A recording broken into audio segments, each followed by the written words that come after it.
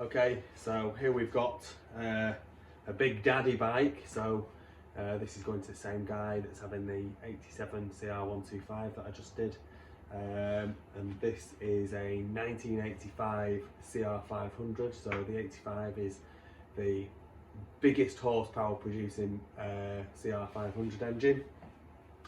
They toned them down from 85 onwards. So it's quite a special model really.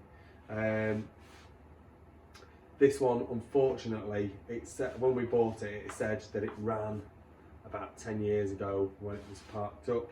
Now it does turn over and it's got compression, but there's no spark, so that would need investigating. I've disconnected the kill switch.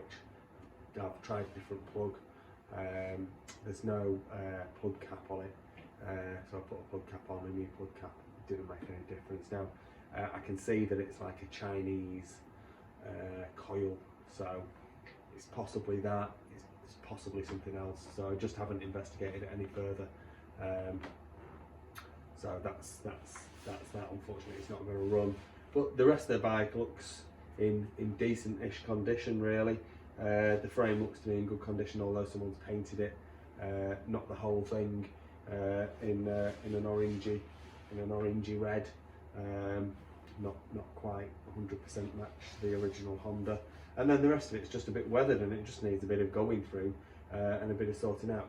Perfect restoration candidate, really.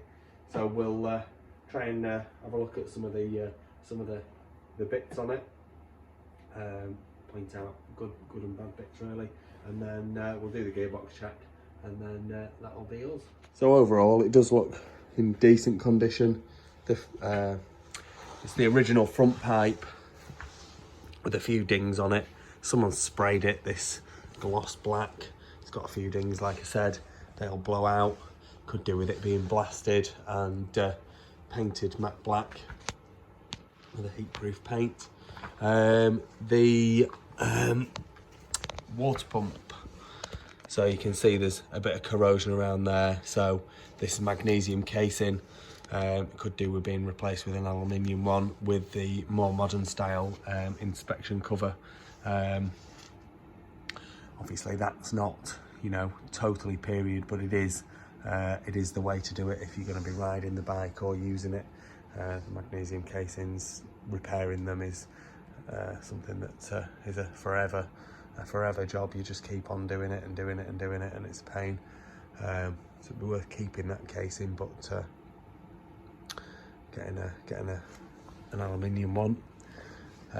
Looks to have had a recent carb on it. Like I say, it's not running, so it's not sparking. So I haven't had a look in the bottom of that carb or anything like that. Rest of it's the frame rails look to be in perfect condition. The crankcases look to be in perfect condition. It's overall, it is 1985 bike, but it looks decent. The front brake's working. The forks, there's a bit of chrome that's gone through on the tops, so there possibly is on the bottoms as well. So worst case, they'd need re-chroming. Front wheel is nice and straight. There's no dings or cracks in it, but could do with a tidy up, maybe a re-spoke. Same on this side with the wheel, really. There's no dings and cracks in it, but it does need a bit of extra love just to tidy it up, really. Original triple clamps, aftermarket bars. As you can see, she looks pretty original, really, which is nice to see. Needs a chain slider. Most likely it'll need the wear parts from the chain block, the chain guide block, and the chain guard there. most likely these bits will be brittle and they'll just shatter when you start to use the bike. Rear wheel, a bit like the front really, just needs a bit of polishing up, making look nice again, but no dings or cracks in it. Magnesium brake plate is all in perfect condition. The rear brake arm has got a few little wiggles in it, so that could just do with a bit of straightening out and a bit of love.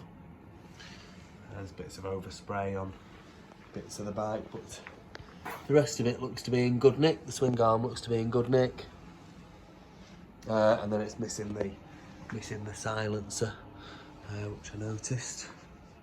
But yeah, she's not bad at all. I would say just get it sparking and you can get it fired up and everything like that. Right, we'll get the gearbox check done and then that'll be your lot on this one. And it's freezing out here and it's time for me to go in. Okay, so she's in neutral there. So down into first, up into second, third, fourth and fifth. That's the top of the box. You don't need a 6-speed on a 500. Back down into fourth, third, second and neutral. I have seen people say that they do need a 6-speed on the 500s, but definitely not for motocross, you don't. There we go, there we have it. 1985 Honda CR500, ready to go out the door. Please like this video and subscribe to my YouTube channel. Just search Phoenix Motos.